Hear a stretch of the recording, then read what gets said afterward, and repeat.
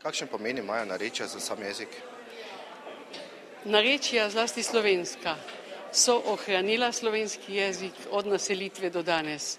Čeprav da ne moremo reči, da smo že govorili narečja, ko smo se naselili v 6. stoletju ali kasneje, mogoče kakšno stoletje posamezne pokrajine, vendar smo ohranili to, kar smo prinesli iz pradomovine, tudi znake za to, s katerimi plemeni smo bili skupaj.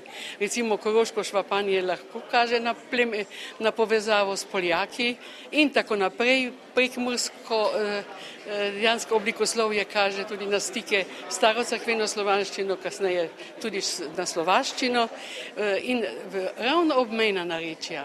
To so tako v Italiji, veneško-slovenska, rezija, poglejte, potem cela koroška, štajerska narečja od Labotske doline do Radgonskega kota in Porabije, v katerem sem bila včeraj navdušena zopet, kako so vedno bolj narodnostno prebojeni, vendar zato, ker se vzdržuje in ker tudi njihovo narečje obravnavamo kot plemenito narečje, pomeni, da je to del njihove da je to materinščina in vsi se z velikim veseljem učijo knjižnega jezika. In se mi zdi, da je, dokler bo zadnja narečna beseda onemela, tako dolgo Slovenci ne bomo izginili. Torej se narečij ni potrebno sramovati?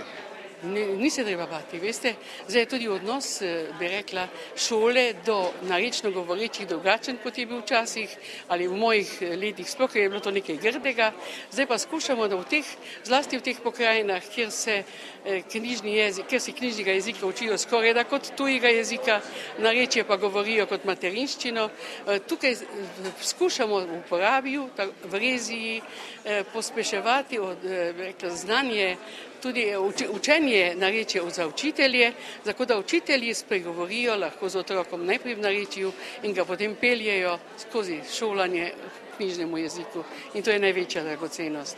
In vidite, tako malo nas je, 2 milijona pa pol, mislimo še Slovence, ki so zunaj slovenske meje, pa v tujini.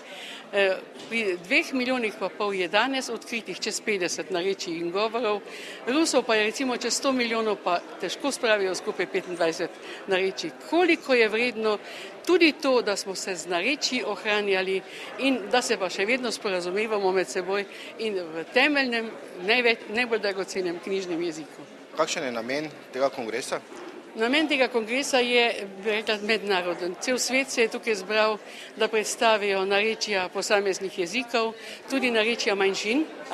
In ta beseda manjšina je nasploh, bi rekla, večkrat uporabljena, kot je po pravici, bi rekla, kaj je manjšina, kaj je samo narodnostna skupnost. In ker so od Japonske do Amerike, tukaj med nami je veliki znanstvenik tudi, ki je doktoriral v Kaliforniji iz prekmurskega narečja.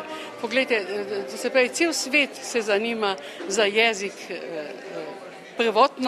prvotni jezik, za prvotno materinščino in mislim, da rezultati bodo zelo pozitivni in tudi v tem času, ko je cel svet drvi v neko globalizacijo, je v jeziku si še vedno doma in dokler boš imel svoj jezik, boš imel svoj dom.